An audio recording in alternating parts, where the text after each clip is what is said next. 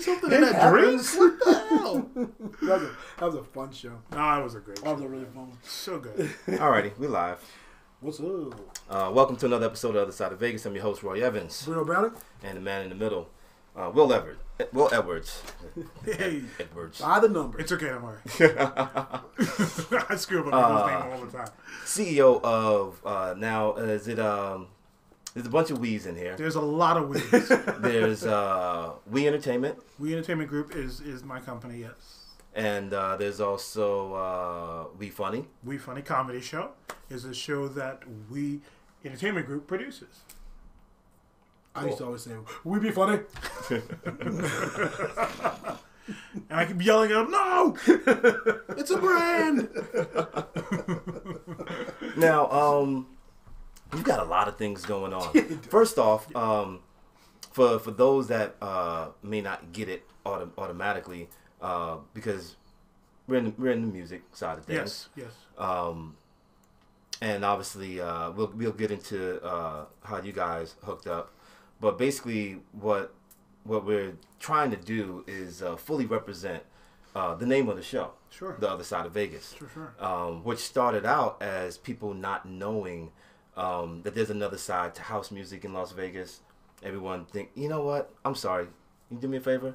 You get us set off there? Oh man. Good save. Terrifying. Good save. That was terrifying. I'll become like a cat Man. on this deer. That was a little... I was quite nervous about that. You almost see me Not jump bad. under the floor. You gotta have a little bit.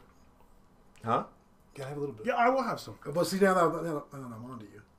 You You have the special Patimpa from Thailand glass. oh, Since you know okay. Michelle. Look at that. I like it. That's nice. Hi, Michelle. She don't watch the show, hooker. Welcome. A Yamas. little tappage somewhere. There we go. I'll tap back here. Yeah. And there we go. That's how I do a lot of shots when I'm out. Drunk people want to buy shots. I'm like, So, like I was saying, there were so many people that didn't get that there was another side to house music in Las Vegas. Mm-hmm. And that's what I set out to represent, and it just kind of developed into the show. And now what I want to try to do is take it a step further and really represent the other side of Vegas. There's so many other parts of Vegas that people aren't privy to. Yeah, I like it. So with that said, with all the things that you're into, Bruno, why don't you get into how you guys hooked up? wait, well, you know what? What is Eric's exact role besides good looking motherfucker? He does development for We Entertainment Group. So Yeah. he's the head of development. So he's out there kind of building relationships and putting things together so that we can go ahead and create shows out of that. He hit me up to come to they were doing a show called Laugh War, and they had a concept of somebody to warm it up a little bit and then do a little walk-off music when someone messed up or they had the timing and this, that, and the other. 1 minute, 30 seconds, whatever the timing situation was. And I come up with some cuts, and then all of a sudden last minute put some Eddie Murphy in there. Then I was supposed to play afterwards.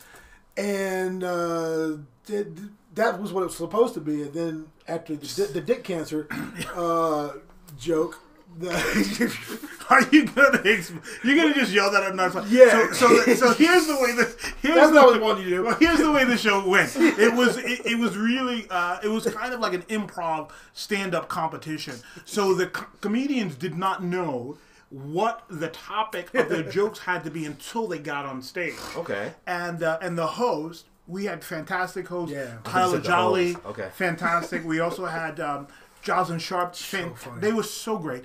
But we got the audience to write down suggestions of topics, put them into a bucket. You'd come up and you'd pull it out, and then you do your thing. But as the show was evolving, Bruno became just kind of more and more involved in it. And there was always a time when the host would turn to Bruno and say, "Give me a topic."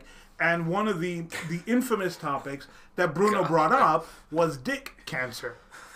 Now, for any like novice comedian, it would have been terrible. The guy would have done, but it wasn't, because the incredible Sam Talent was the one who got it, and he's an awesome.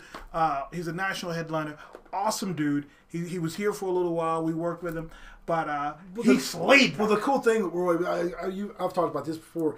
We were talking downstairs. Is that's when I started to see the similarities between what we do and what the comedians do. Like he had his mechanisms. Like maybe I brought the vocal on the 2, and I need to get out of it real quick. Yeah. He's like, dick cancer.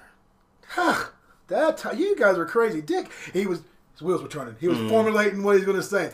And then once that all was done, I just did by chance said, "Hey, what can I say?" He goes, "That was you, Bruno." I really bought him some more time, and then he came in with it. And it was hilarious. It was the most hilarious thing. But I got to see the work, the process, and it was. And you were up close. It was so neat to see that, because it was so recognizable. You know what? Speaking about the similarities, I want to ask you about something. As a comedian, I noticed a while ago, it was probably a year or two ago, that at least that I got wind of it, that Dave Chappelle started doing the whole no cell phones during his act kind of thing. Sure. And it kind of made me think about how, as a DJ, before the interwebs and all that shit, what they were eventually known for was a culmination of them having the time to work out that killer set. Sure. Whether it be timing, delivery, whether it be after this, I'm thinking, after this joke or before that joke. And we kind of do the same thing. And I don't know where I was going with that. I think I know. I think I know. Mm-hmm. I think that there's some, like, I will say this. I started a We Funny comedy show January 2015 in a little tiny room called the Scullery, which is no longer there. And it was terrifying. And it was probably one of the hardest things that I've ever done. But I can understand why, why Chappelle does not want, people recording. By the time you get to the next city, if you're still working on that bit or that act, that joke, that timing and the delivery, exactly. And someone is spitting out your punchline. But the thing is that, and I think it's the same thing with you guys, is that you're standing in front of a group of people, and for you play a song. For us, we start this joke. And we realize very rapidly that this audience does not like jokes about white people. Yeah. And that's a bad thing. What do you do now? Yeah. What's your background? So you have to be able to look at it and then switch it over. Now, let me just, I will preface this by saying, loosely call me a comic. I host a comedy show. Mm-hmm. And there are guys out there that do it all the time, that are doing, this is all they do. So I nod my hat to them. But I am serious about my hosting and my comedy. Yeah. Gotcha. And I think that there is like the open set. Yeah. Very similar to the open set of a night. Yeah. Well, the way I see it, if I had a choice, I wouldn't call myself a DJ. Because I don't solely rely on it to make a living. Sure. I've always considered like real DJs, the cats that, if you don't play, you don't get the lights on. But here's the deal.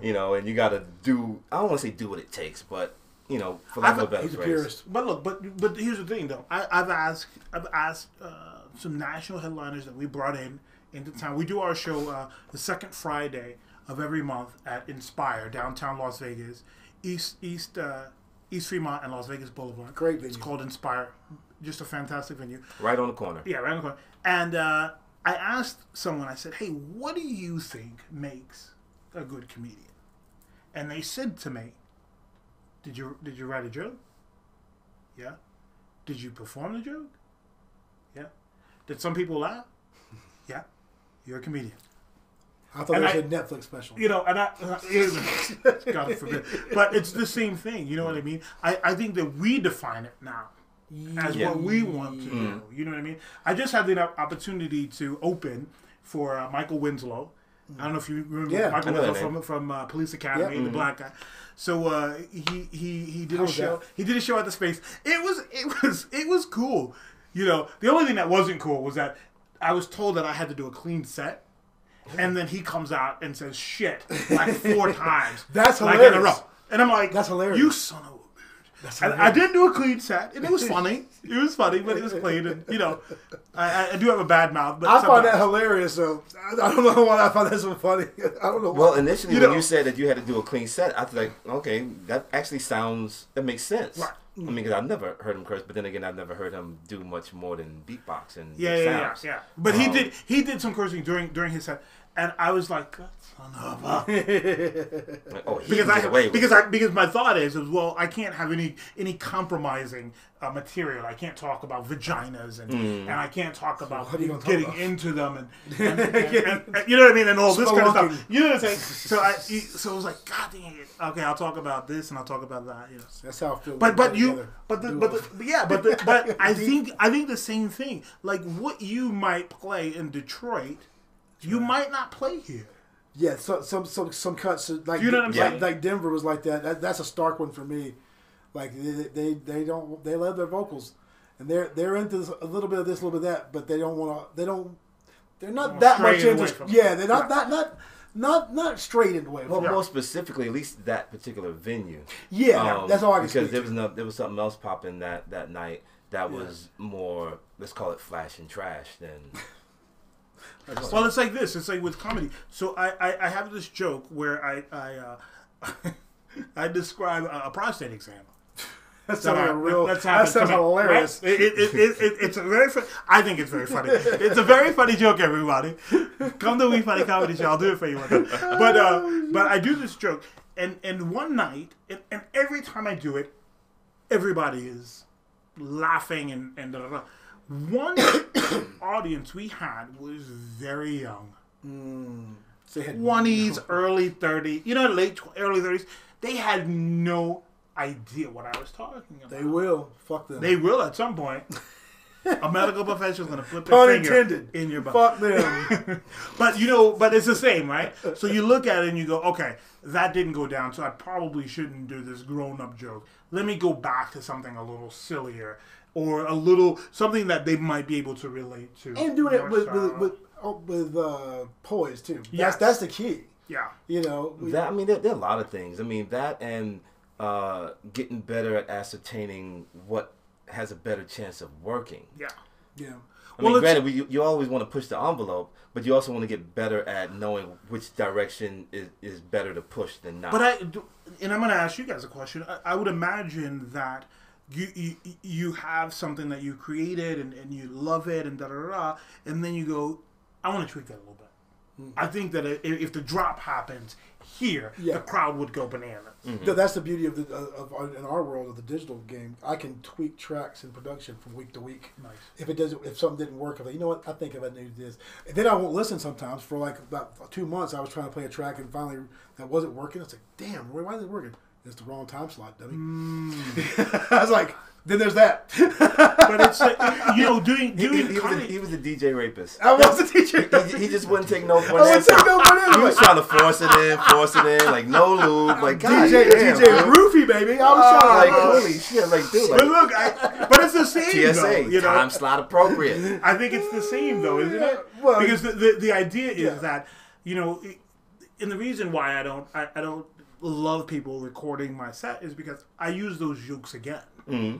And if it's out there and out there and out there, who's going to come and pay for it? And I use those tracks again. Exactly. So, but the other thing too is that, I'm working on that joke. Mm-hmm. When I stand on the stage and I start the joke, and people, this audience might react to something different from the audience before. Yeah. So I'm going to hold on this part of it. Yeah. I'm going to push on this part because I know that they're laughing just a little more. Just a pause here before you give the punchline a little, maybe a wink of the nod. And change it. And I might change it. I might add something that I never had before, but just to that part because they're loving that part. Yeah. Now, unfortunately, I'm a consummate hair splitter.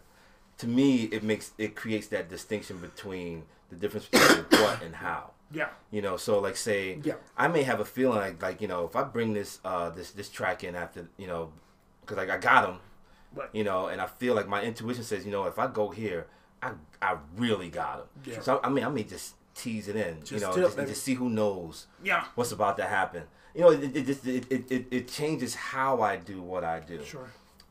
Especially when I feel more confident about it, because sometimes, you know, I may have just fucked up that last track. Okay, I just played some bullshit. They really didn't dig that. Yeah. And I got to make up for that. So let me hit him with some one of my. But not too hard. Well, I call it my calling card. Yeah. You know, like if I fuck up and all of a sudden everybody got to pee. You know, and all of a sudden everybody thirsty now, and I fucking always there's this breeze on the dance floor, and I just cleared the shit. I just assume they're thirsty. You know when, well, yeah, fucking DJ white privilege. But I want that name. That would be hilarious. So what I do to make up for it is I'll dig into my calling card. You know, it's like, you know, like, cause now at the same time I am a Pied Piper. If I'm half decent in what I do, and I say like this track right here, you know that track. All the bitches on the dance floor right you now, you know, and I slap that bitch down like dominoes. You know, I call it low hanging fruit. It's my low hanging fruit. I was gonna say spades. Yeah, you about to cut? Yeah, boom. Exactly. And I have to assume that it's very, very similar. Well, you know, I think it's probably, now that I'm sitting here talking to you. So I wrote a book. I'm a style consultant. Which as one? Well. So I wrote this book. I brought you guys one. Dude, let me just tell you, your marketing is insanely good. Get it. I love it. I Hold that up a little bit more. Just a little bit more. There you go. So I wrote this book. It's called What Men Do Wrong, From Dressing to Grooming. And in the book, I create 6 types of men. Right. How they dress. Psychologically, why they dress the way they dress, and then what you can do to either help yourself or help someone else in that situation. Groundals. Similar, very, very similar. No, I'm asking you to make groundals. No, but similar. But the thing was that talking on what you said, I think that idea of going and getting a calling card. No matter what it is that we do, you want to be the best at what you do. And when I'm style consulting, I might lean to something different for you than I would do for you, because you know you're like more bigger waist size. I'll give you an idea. I'll give you an example. I had a client, and older guy, and you know, he was very wealthy, and he invited me over. I do a service called the closet check. That's awesome. Where I come into your closet and we get rid of anything that is not great, and we donate it. And then we put together outfits so that you can kind of see the versatility of your closet. Look at you, that's my wife. You got it. And so I go in, and I didn't know exactly what the guy wanted, you know. And so I get in there, and I'm just kind of like, trying to feel it out a little bit, see where he is. And his whole thing was, I just bought a lot of stuff. I want you to look at it and tell me, did I do the right thing? Where someone else was, come into my closet, take all this crap out. Right. You know what I mean? And help me build some different methods to just get a the same, very different message. And like you don't know until you get there. Yeah. You know what I mean? You don't know. You can have a good idea. I've had really good ideas. 99% this is about the work. Crickets. Like, well, ain't that about a bitch? Exactly. You know what I mean? That's for you guys. Thank you very much. For both of you. White privilege, keeping it. Read it and share. But you know, but the truth of the matter is that I just think that if you want to be good, okay, but if you want to be great, you're gonna work at it. You're gonna work at it, and you're gonna work at it. Wait. Please say that again. Say that one more time. If you want to be good, it's okay. But if you want to be great, you're gonna work at that thing that you love. That's right. And we were talking downstairs, and he was saying, "Man, you do so much stuff." Da, da, da. I love every single thing that I do. Yeah, which makes it like so great for me. You know what's crazy? You say that I didn't realize that I said it like that, but I mean, I'm the black pot calling your kettle your ass a kettle or some shit like that. You know what I'm saying? Like, there's so many things in the fire that, I mean, labels, show, gigs, solo gigs, as a duo. Yeah. For like your hustle, your audio, your visual, your monkey business. There's so many things that go along with the. How do you balance what's on your plate? You get a bigger plate. Especially when you love it all. Well, you know what? I think that people have a misconception. They're like, oh, you're just doing too much. You're concentrating on too much. Well, it's not all happening at the same time. Mm-hmm. You know, ideally it's not. You know, well, ideally, but We Funny Comedy Show is once a month. Mm-hmm. Yeah. Right.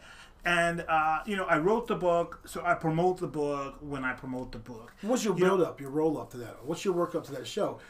So the basic workup is I like to.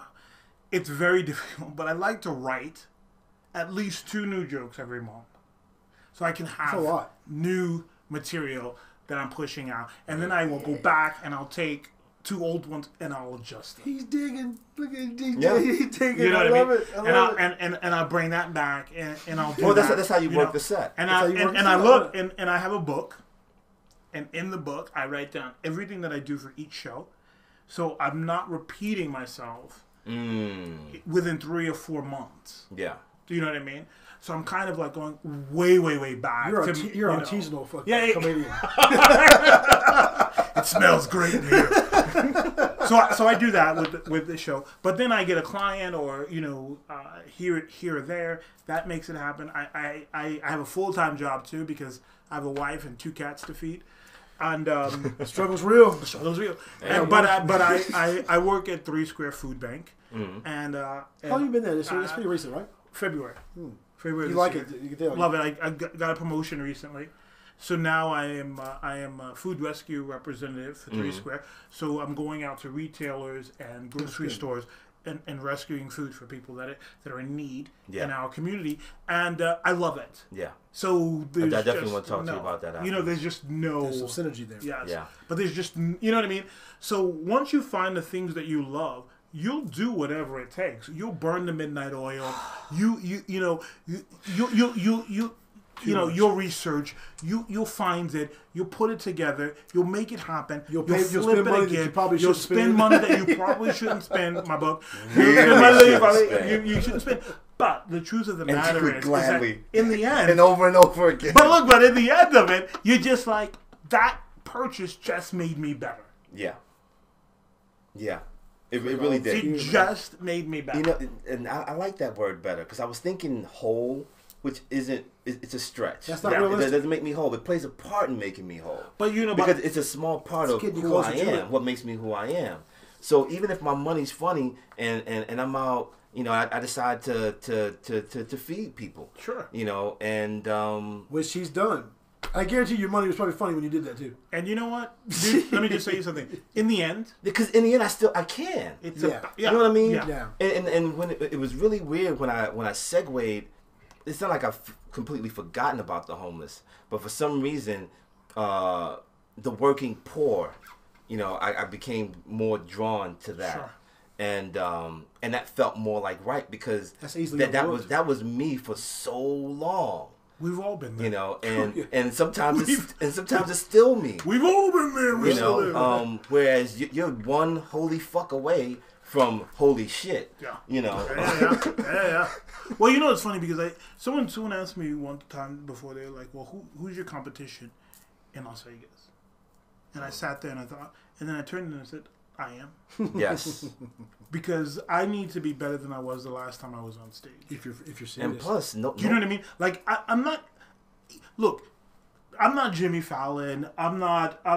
You know, I'm not Dave Chappelle. I'm not delusional. Yeah. And thinking that's what I am. But it's not about that. But it really isn't. It's about being the better you. Yeah. And if you focus on that.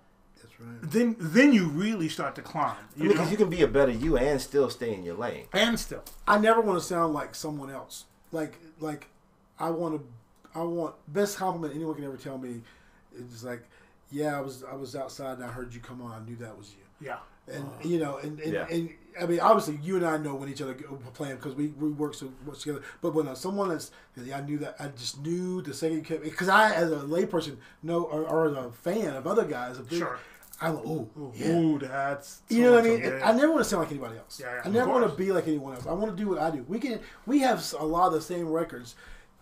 You put all those records in one box for us. We will phrase them different.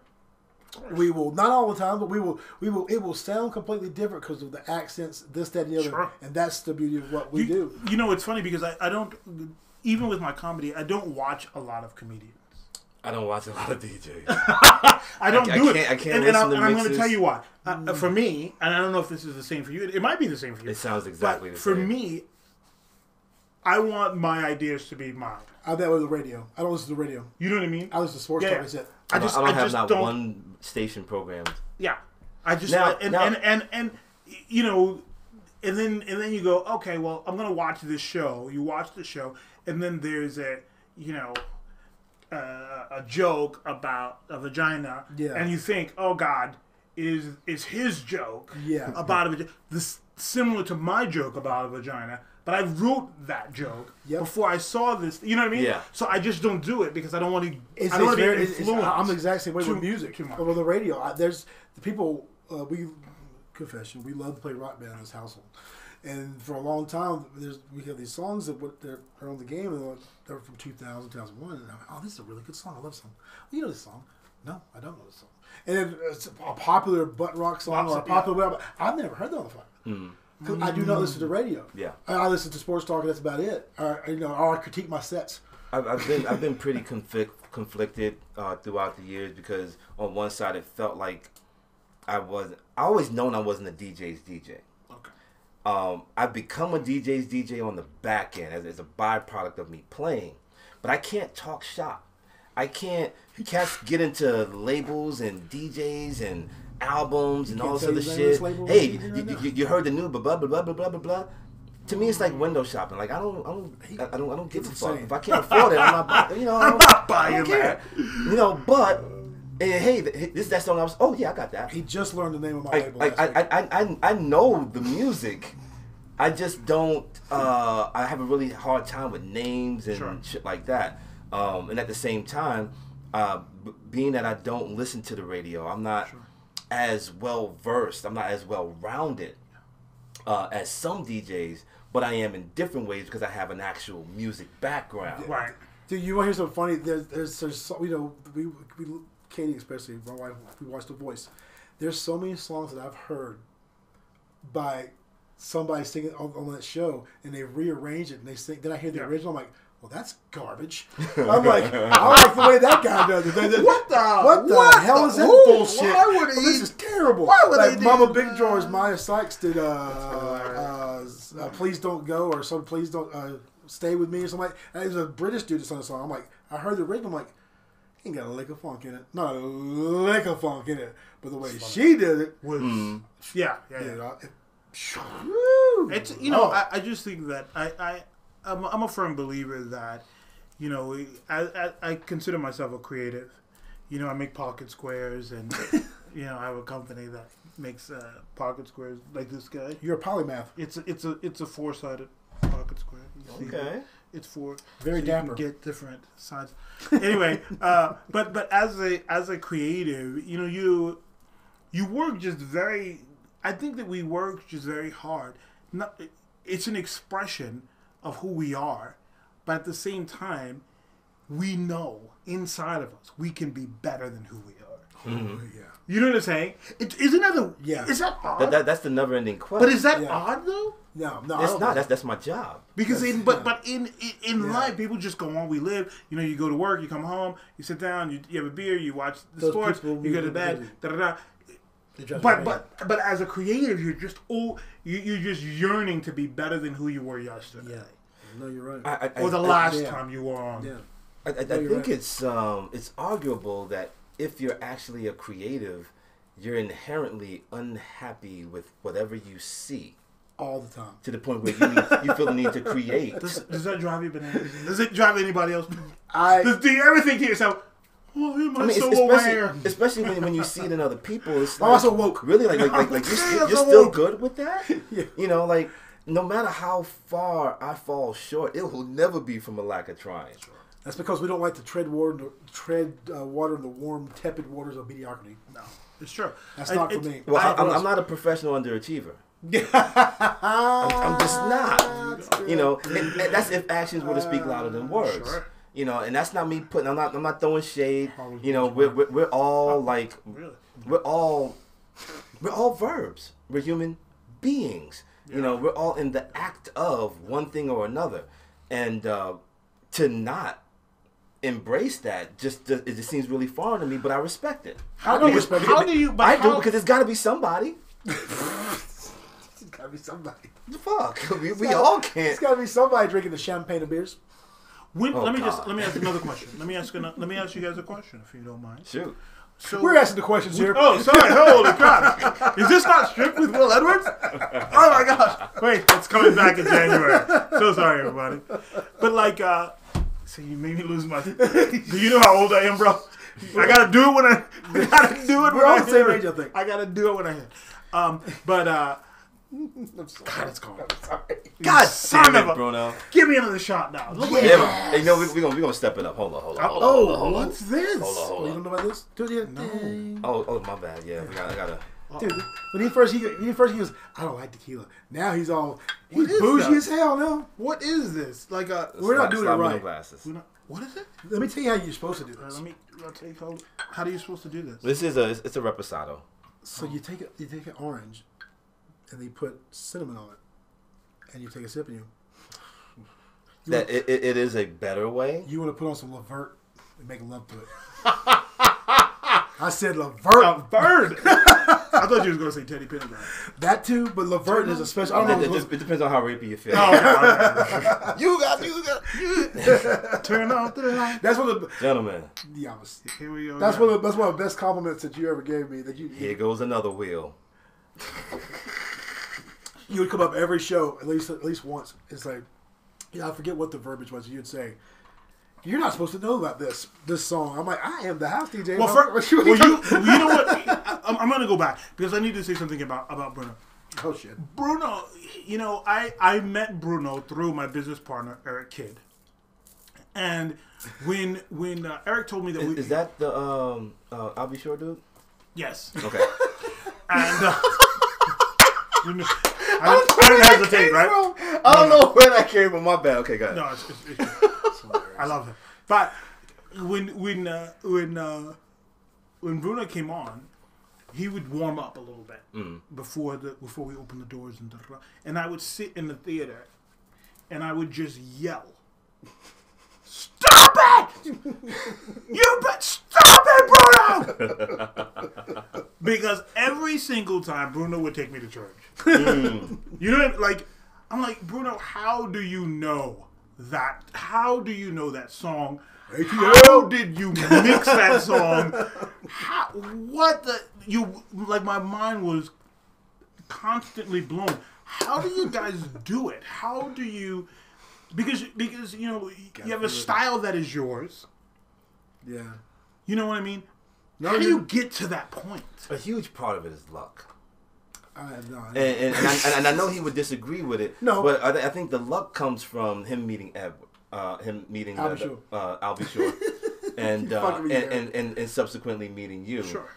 But at the same time, being himself. That's what you have. And him being himself and bucking up on you guys, actually working. You have to be yourself. Yeah. You can't. At least for me. I mean, I'm not saying I don't force myself on when I'm playing. I'm a professional, but to fake the funk and try to be something you're not, it's not gonna. That's gonna. People will see through that real quick. Yeah. So you don't practice your Jesus poses in the No, mirror? but your, like your hard hands? But no, but like my friend said, I'm light skinned. You double light skin. Light skin. But you know, I also asked, which is different than light skinned did it. Yeah, that's a little different. A little different. It's different. Yeah. But I asked another comedian, you know, what makes a good one, a good comedian, and he says you have to believe what you are saying. Yeah, same thing. Yeah. You have to believe it. And I think that for me, in terms of what you guys do, I think Bruno, with what he was playing, showed me that he believed in what he was playing. It wasn't just, oh, let me just take a song and I'm going to throw this thing on it and I'm going to go, work it, and I'm going to do this thing and I'm going to, modulate it. You shut me down. You're like, hey, dude, get out. I'm not paying for you. You better. I would forget. But yeah, I forget. I would just be getting it in. Room be of these, and I'm like, dude, everybody gone.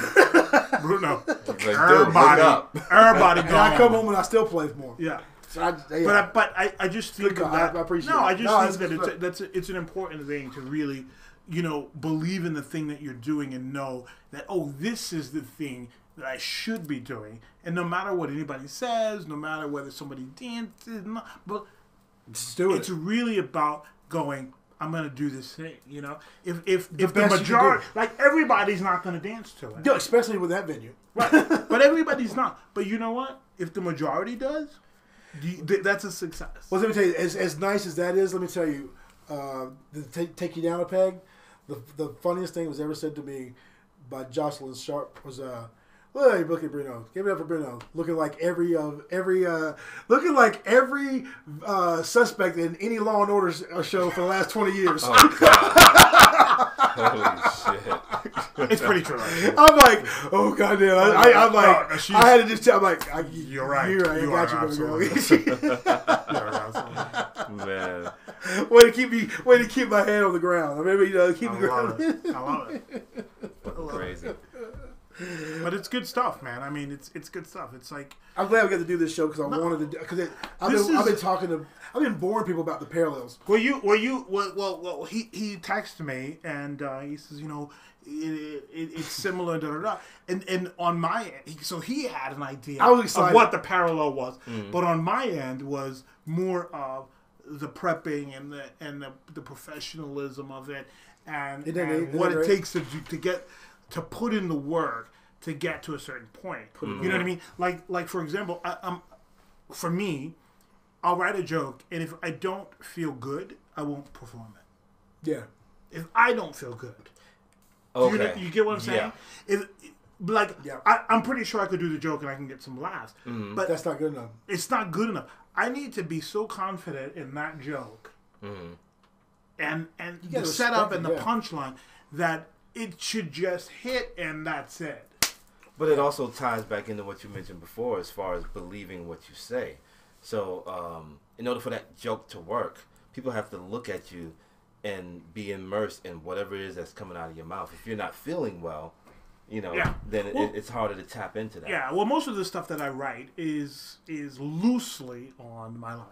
Yeah. Very, very loose. I mean, everything is made up. Isn't that easier? Everything's made up, but it's loosely about something that happened. I do this joke about how I grew up poor, and I grew up in Jersey City, New Jersey. Okay. And the way the hierarchy of the neighborhood was figured out was whether or not you could afford an ice cream when the ice cream truck came around. Goddamn. There's so much to that. That privilege. When you hear the Mr. Softy theme song, you got people that are running, going, Mom! And you got people that are going into their pockets. If that truck pulls off and you don't have an ice cream cone, you're sitting at the bottom of the steps. Yeah, you're Omega. Right? You're sitting at the bottom of your neighborhood, but not you have a stoop. A stoop. So we had a porch, right? What's a stoop? We had a porch with steps on it. So if you got an ice cream, all the people that got an ice cream sat up top. Packing order. The kid that couldn't afford it, no, you got to step down, bro. Holy shit. Oh, it's like the ladies with the fans in the front row of the church. Yes. You don't get that you got a fan, you in the back. You don't get that front row just because you walked in the door. That's appointed. Man. That is appointed. We're tribal, baby. We're tribal. We really are. My God. But you know, it's those jokes, and so you see, and that's funny because you can. I relate to that joke because it's real, and it was real for me. And then I go on to talk about how I run upstairs to get money from my parents. I'm looking around for them. They're nowhere to be found.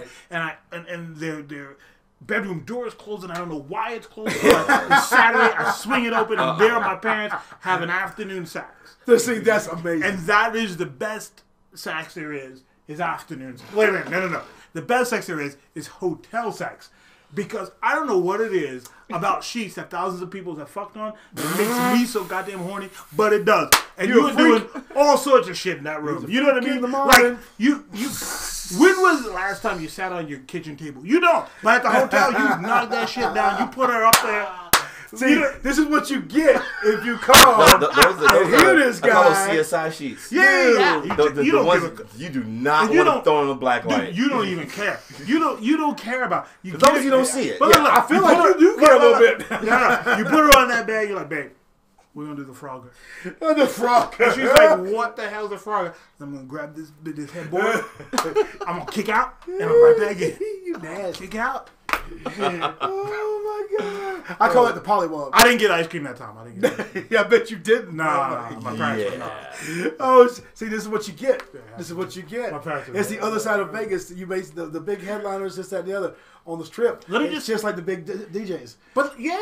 The other side but let me just say, there are so many talented comedians in this town. I mean, we are very.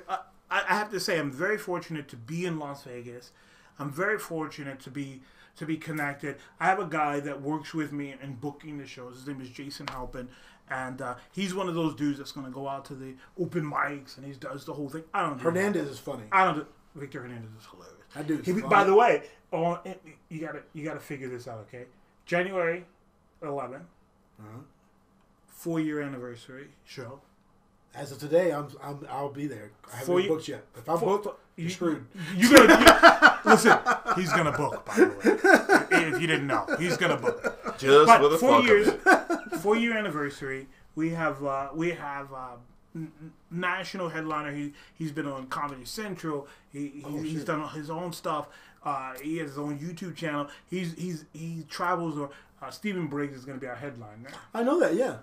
And then Gooch. Gooch is hilarious. Brandon Gooch Hahn is going to be the feature. Jason Halpin will perform, and Victor Hernandez. It is going to be. This is like the tastiest show. And where's Jocelyn? That we've done in a while. Tastiest. Where's Jocelyn? She's coming back. You know, you gotta have. I mean, she's just so funny. Dude, it's such a I love the subculture. Yeah. You guys are all. It's just like every DJ when it goes to any club. You see all the DJs that they all look up when a mistake's made. Yeah. And you see all the comedians get together. They're all talking shit. Yeah. If somebody fucks up, they're like they're the worst. They all look up. They're the worst audience they members. all by look the way. up. Yeah. They're the worst audience members. No, if Temp is the worst audience member. But listen, if you go to an open mic and there's just tons of comics, you're like, it's like, no one's gonna laugh because he wants everybody else to laugh.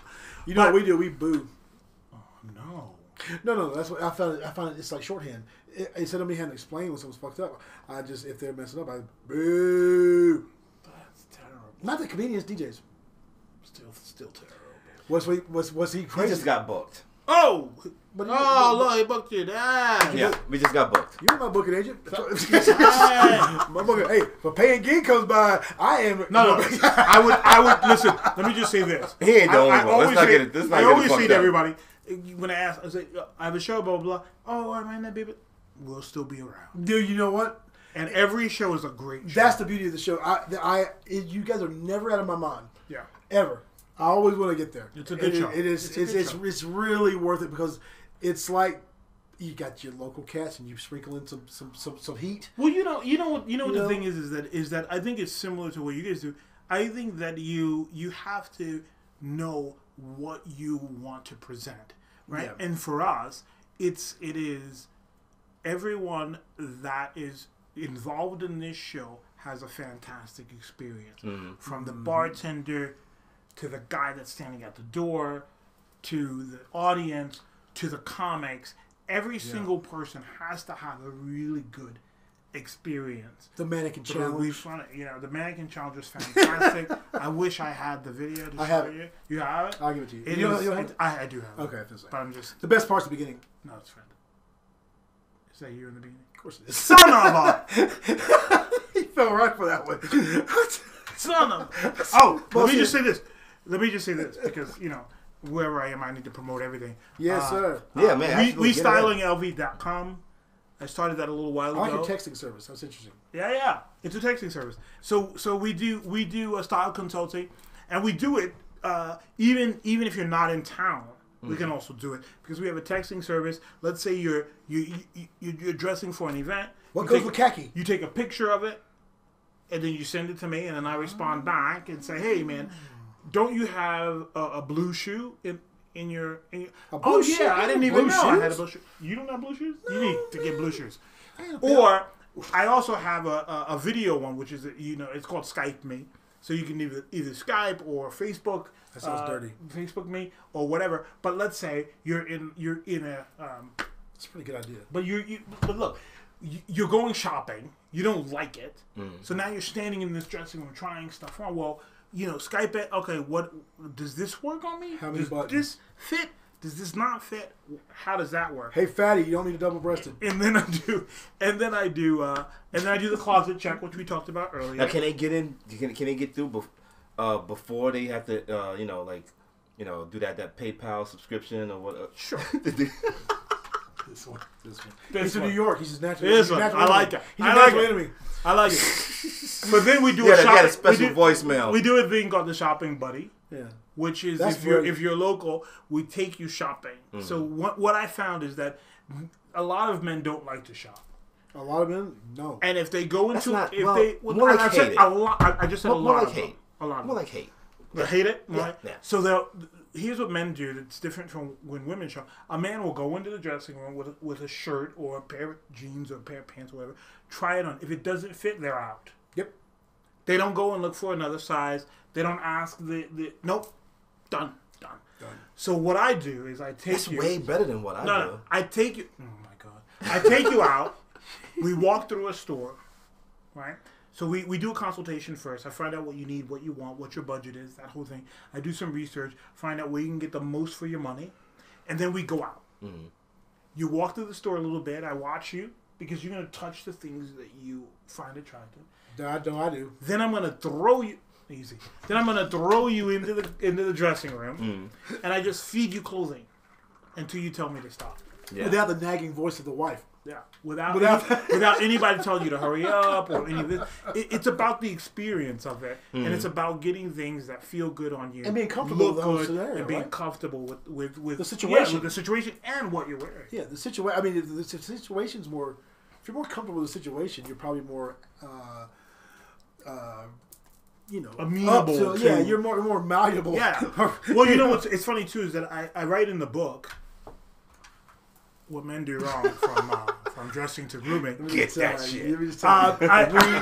For no other reason, it's a great having a show. We got to be better at that. I write in the book. Don't go shopping with your friend who dresses the way you dress. If you're trying to improve yourself.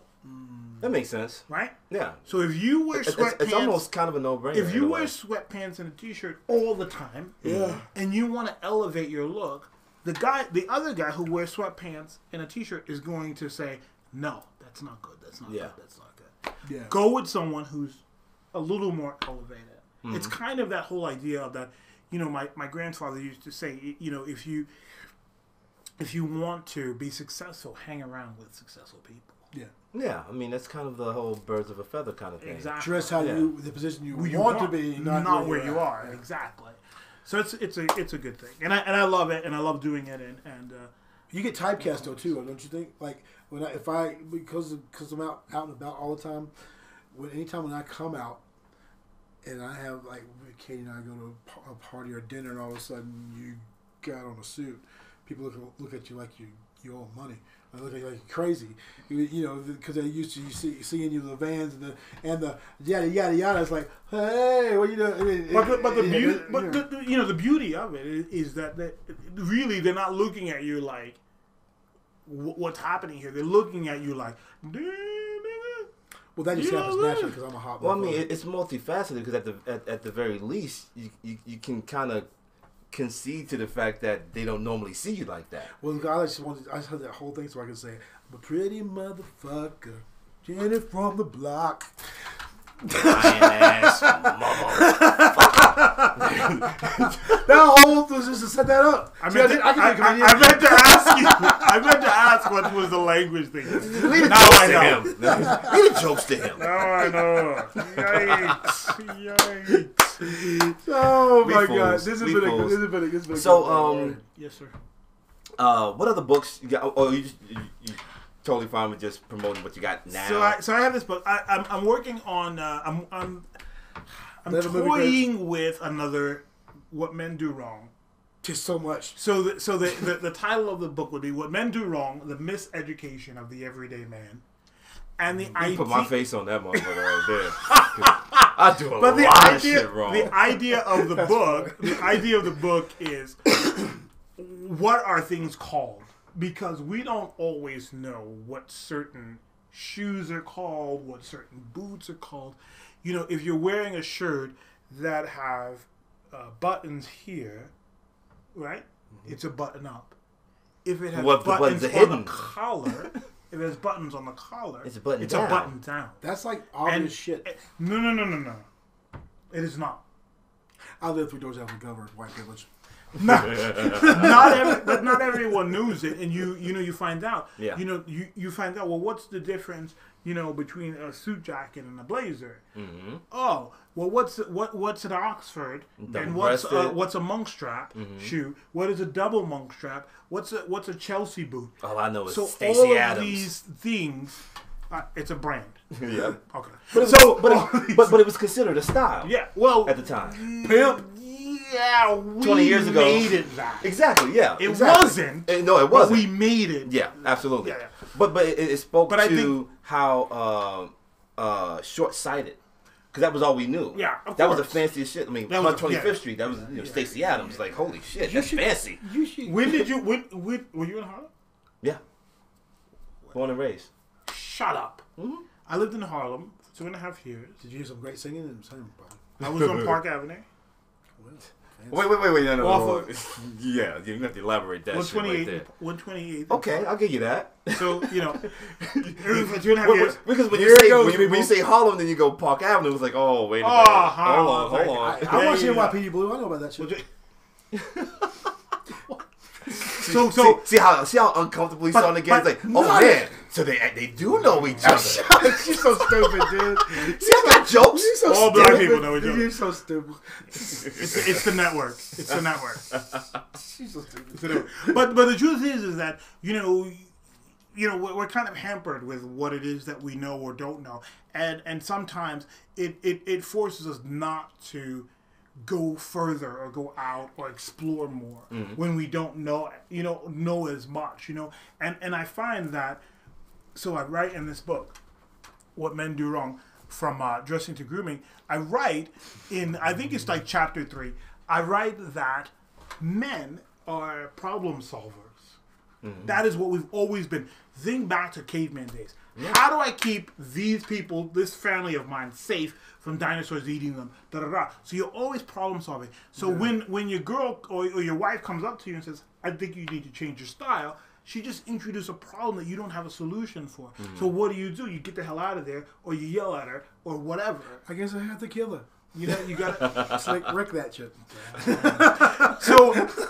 So my job, what I think my job is to keep that frustration out of it, and that's the reason why I wrote the book. Mm-hmm. That's the reason. So a lot more gets accomplished with less frustration. Less frustration. So with that one being about not just clothing, but so is the next one that you're hypothesizing like more about like what, relationships or no. So this one, What Men Do Wrong from Dressing to Grooming, is about.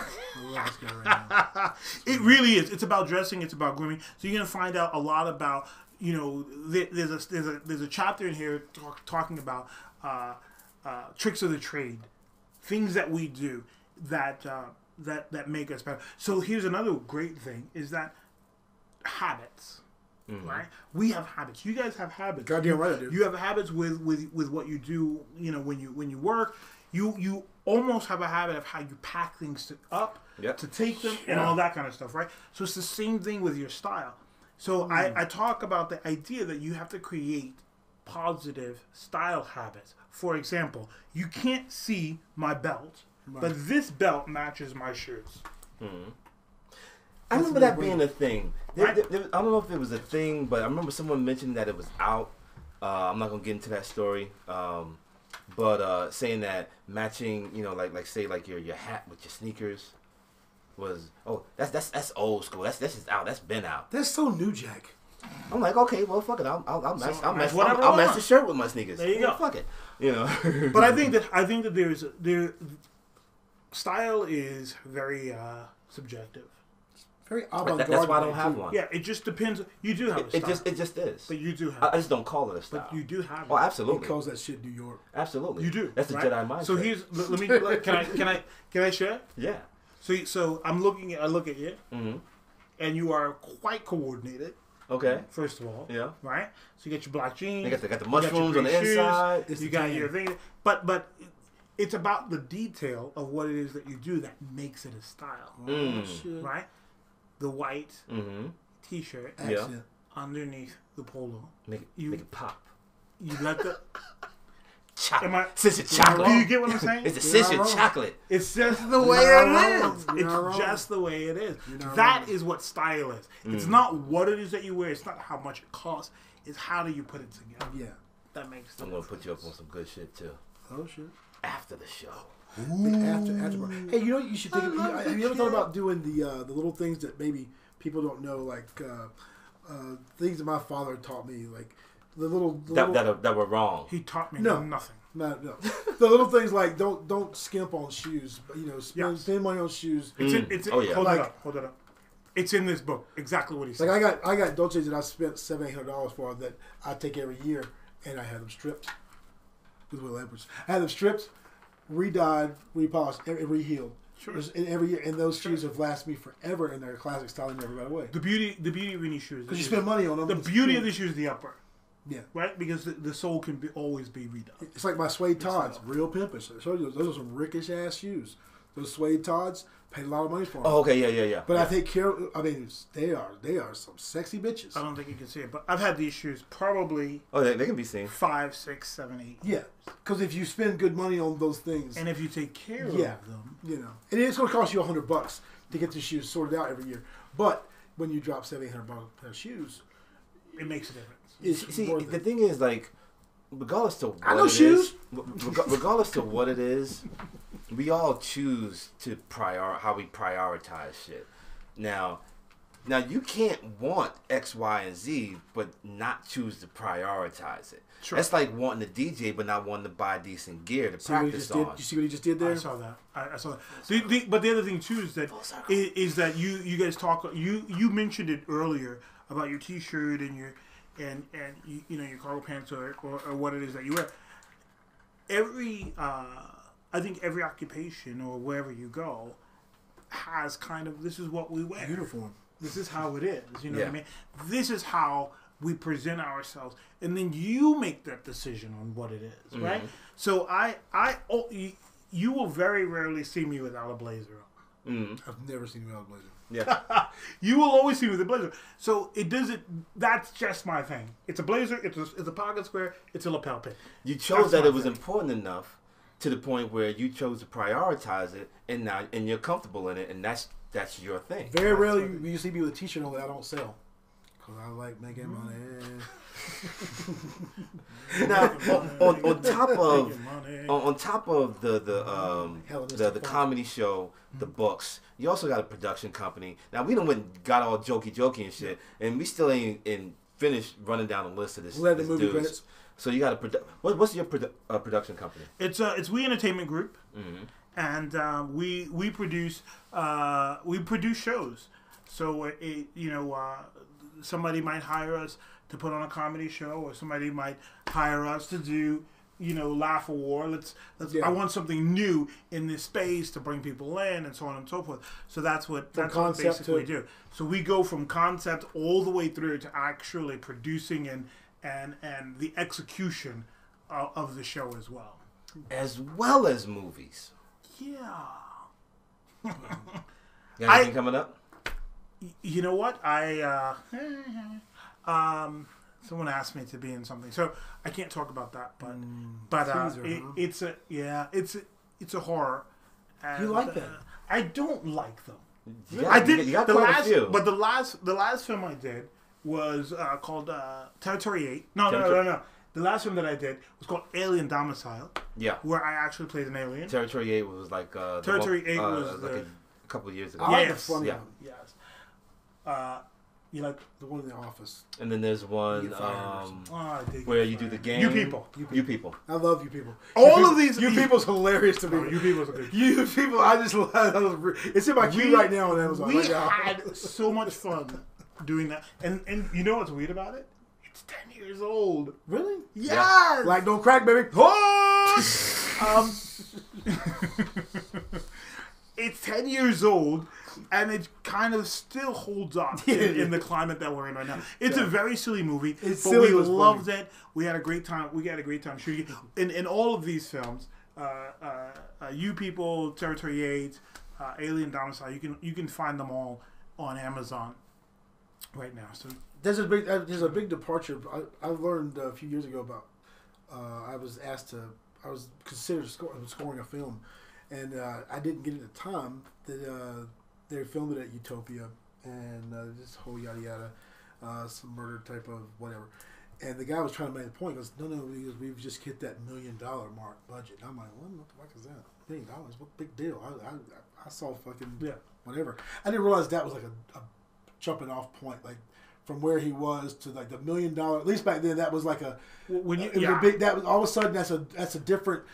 I mean, obviously it's still small potatoes, but that's all of a sudden you're getting some funding to you'll find out that there's small budget films, there are indie films, and what that means is you could have a large star in an indie film. It just means that how much did it cost to produce the film? Yeah, and so you and have that can going see that. on. Yeah, well, not even that, but you take like Hustle and Flow. Remember Hustle and Flow? Oh, it's an indie film. Mm-hmm. Love that. Yeah, and it was everybody. You would have thought that movie. You would have thought that Terrence Howard could have been the president at that time. It was just the way it was. You know what I mean? But acting is my first love. I did theater in college. Okay. And so when I came out here, there was not a lot of theater here, so I kind of transitioned into comedy. And I've also written some screenplays as well.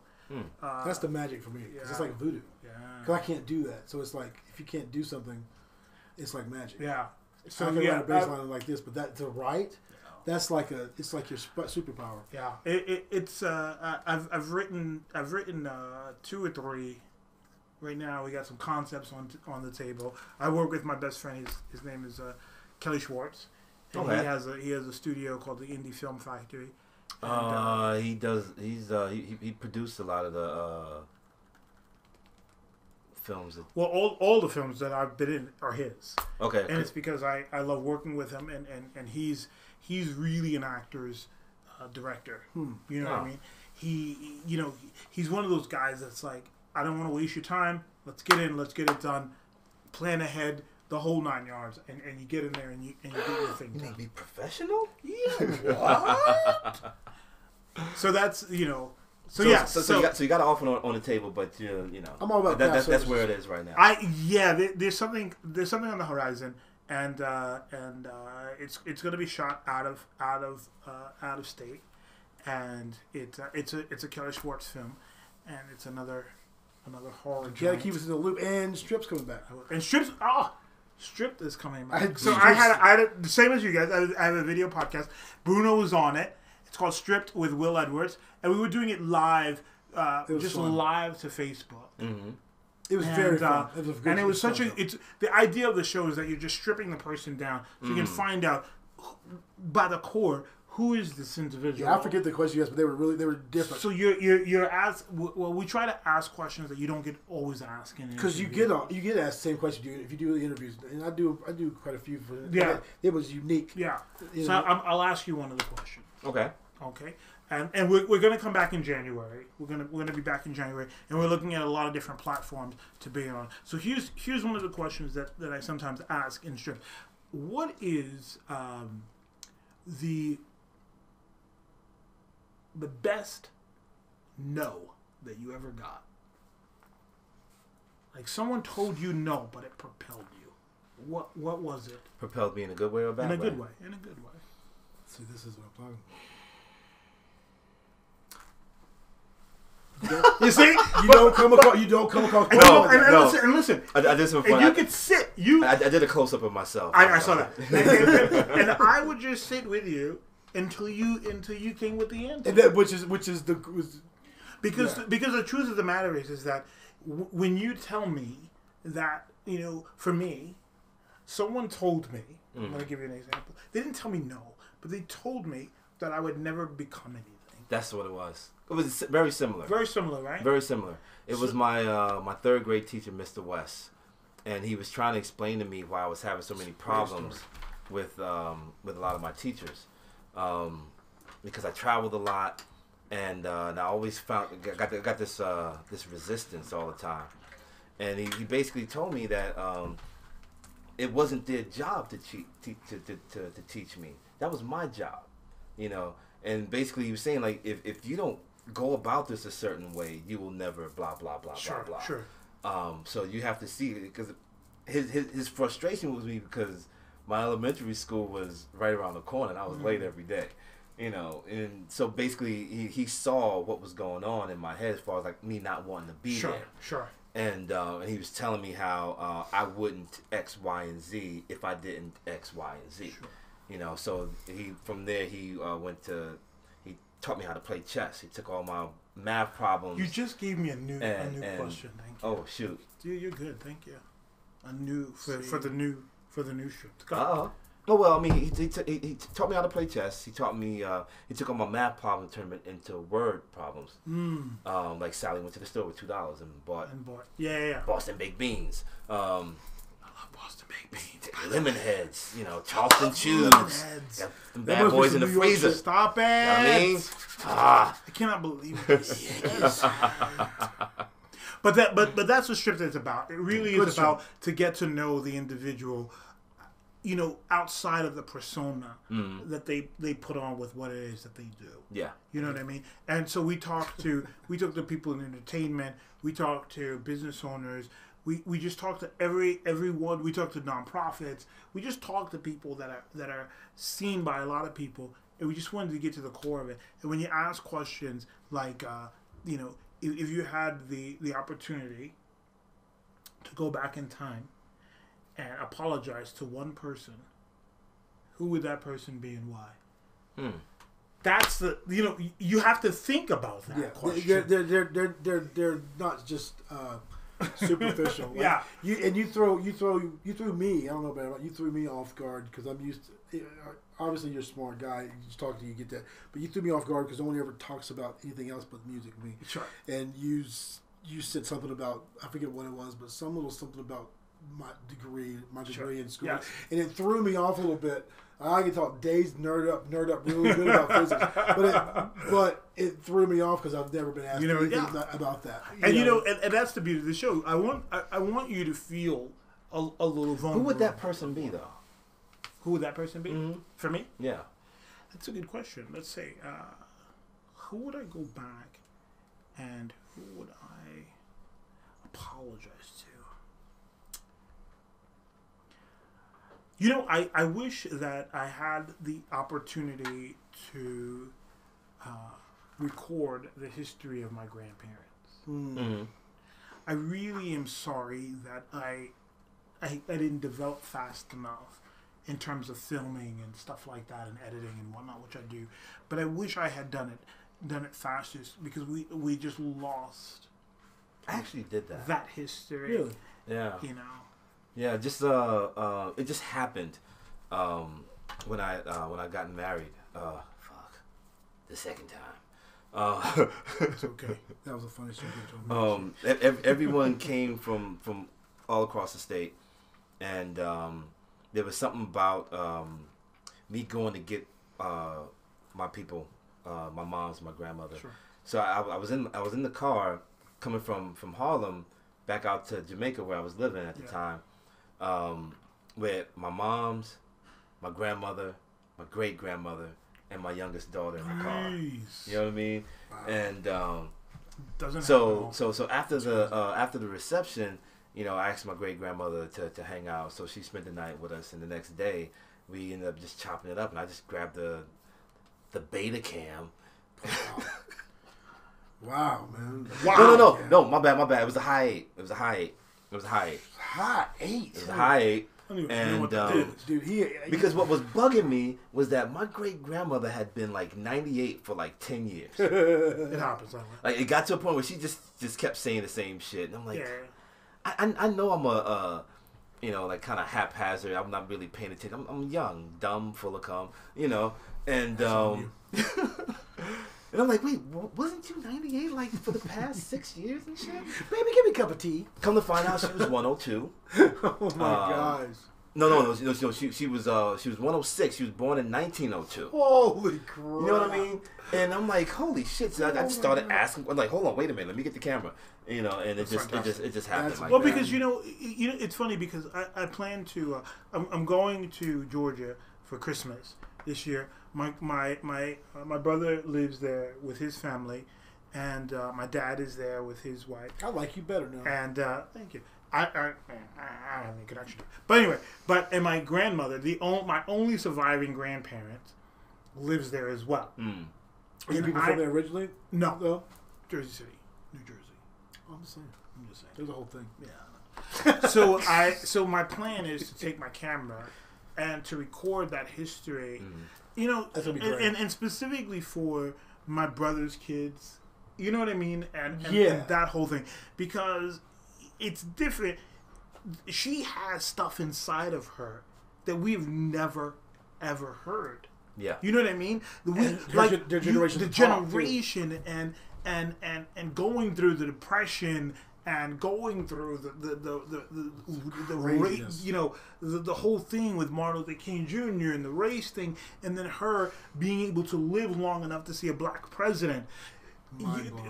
You know what I'm saying? It just... I know it all too well. And just being in the South. It is, and being in the South, I mean, it's very quite emotional to think about that there are parts of that I don't know. I don't know how she met my grandfather. There's a different generation, too, where people, they kept stuff close to their vest, too. Oh, there was... You know... Well, it's twofold. On one side, you were too young at one point, and then when you got old enough to actually be able to understand, you couldn't understand because it was just a totally different time.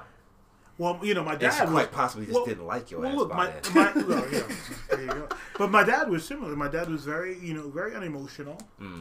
You know, but so that was my dad's side of the family, was not very emotional. But my mother's side of the family was very emotional. You hugged when you came in. You kissed when you came in. You kissed when you hugged and kissed when you left. Everyone said love you. Everyone said it. You know, but you know my dad's side of the family was just very, very, very different, and I'm pretty sure it had a lot to do with how my grandmother was raised and how her relationship with my grandfather. Right. And, you know what I mean? So I know that I can see that there was something there. So, you know, so I'm gonna do it as well. Cool. I'm gonna do it. Nice. I'm gonna create a mini documentary. That's awesome. Of my grandmother's story. Nice. Because you get the opportunity. Because we think about these things as we grow old. Like you know, when you're 17, you don't think that you should save the falling out, build a Jeep together. That didn't think about that when we made a new one. Got rid of that one. Exactly. At 48, I would give it anything to have that cheap. Exactly. You know, but you don't think about that. No, of course not. Of course not. And why should you? You're a kid. You're not supposed to. Of course not. Well, that's good shit, man. That's you know what? That's really not something that men do wrong. See, I don't do it like he does. I just don't have that. It's clumsy and hand-handed. Look, I got that vested interest. Listen, now if he was talking about T-shirts, But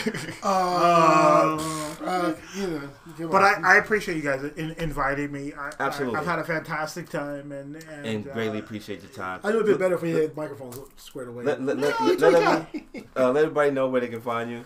So you can the book What Men Do Wrong from Dressing to Grooming. You can find it on Amazon, so you can get that. And then all the films that I've done is also on Amazon, so you can do that as well. But I'm on social media. On Facebook, it's Will Edwards. I'm the black guy. And then on there is more than one. On Instagram and on Twitter, I am Will the Show. Will the Show. So be friends. And you know what? When I post the video on Facebook, I'll put that in the comments also. I'm trying to get better at that kind of. I think you gave me a movie credit. Well, I want my SAG card. I want my SAG card. No, you don't want that card. You might not want that card. I got my Grammy card. I want that. Everybody and your Academy Award card. I saw that one too. Everybody go with One for the Road. One for the road. One for the road. Let's get it in. I think. Oh yeah, yes, better. I appreciate your time. Yeah, this was just fun. No, this is a lot of fun, and I love your space. I love what you guys did here, and. You know, if I can just start writing some more music, that'd be great. I'm gonna tell everybody. You know what, man? We'll get started on that tonight. Oh, we're gonna play some music tonight. How about to order a pizza? This is a Brooklyn style. This is a fantastic bottle. It is. I mean, like it's bougie as hell. What it is. I thought I was bougie. Like last. Oh, you are bougie, dude. I'm so bougie. Last Christmas, I bought a decanter. That's how. Bougie. Another one bites the dust. That's how bougie. Gentlemen, thank you so much. Indeed. Yeah. You know, I'm thinking I do have 400 songs written. We should probably have some theme music. Yeah, can we get some theme music? I own the rights of it. I own the rights of a lot of tracks. I mean, we should talk then. Maybe I'll change the theme music to script and put your song. I'll send you the catalog. Will you do it? Yeah.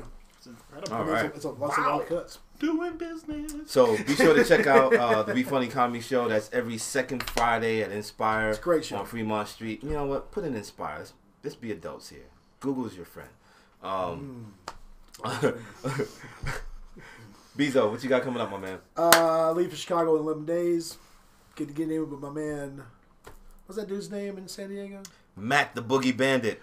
We're going to get it in Jackalish. It's going to be a fat show. Yeah, fat show. We're going to be handling business up there. How about you? What you got going on? I am going to be working on something that I really can't talk about. Oh, man. But it will be tasty. Yeah. I know it's going to be tasty. It will be tasty. Yeah. Getting the CBD jumped off. Oh, shit. Yeah, man. Okay. So, and also be on the lookout. December 1st, myself, One Stop DJ Shop, Rob Alon, we're going to be doing an open house for Rotary Mixers, and it'll be live, but it's for serious cats only. Man. I got I obviously got butt hurt because I wasn't invited to that. I realized I was at Chicago. The man wanted to come. And so I'm almost positive that's December 1st, but I'll be posting about that come tomorrow. And on top of that, be on the lookout for the next episode where we're going to be getting it in, not just the other side of Vegas, but we're going to get that the people you should know. You know, whether it be the youngsters, you know, the cats that seem to fly under the radar, just cats that you should know about. So be on the lookout. We got my man Justin Anderson for the next interview. Love that cat. And man, I'm really looking forward to that one. And until then, please understand, there's no unity without peace. Much love.